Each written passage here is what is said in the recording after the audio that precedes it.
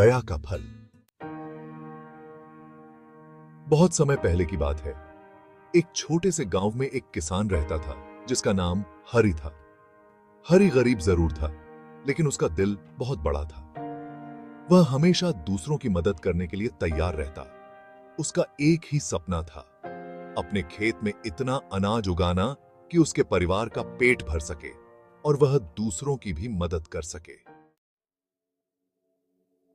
एक बार सूखा पड़ने की वजह से हरि का खेत पूरी तरह से सूख गया। अनाज की फसल बर्बाद हो गई और गांव के कई लोग भूख से परेशान होने लगे।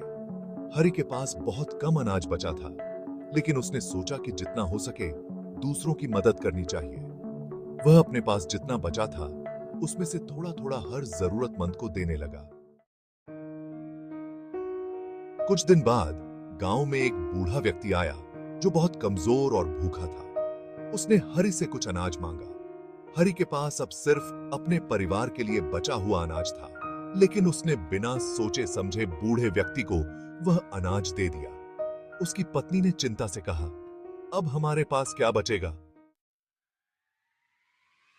हरि ने मुस्कुराते हुए कहा, हमारे पास हमेशा उम्मीद और दया होगी।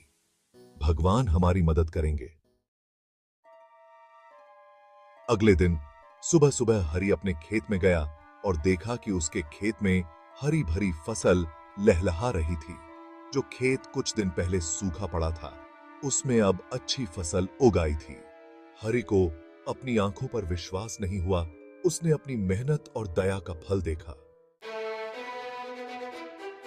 गांव में धीरे धीरे बारिश शुरू हुई और सभी किसानों के खेतों में भी फसल उगने लगी।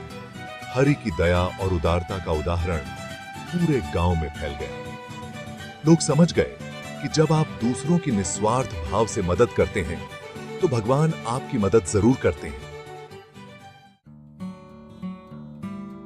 शिक्षा, दया और उदारता का फल हमेशा मिलता है। निस्वार्थ भाव से की गई मदद कभी बेकार नहीं जाती। भगवान हमेशा उसका प्रतिफल देते हैं।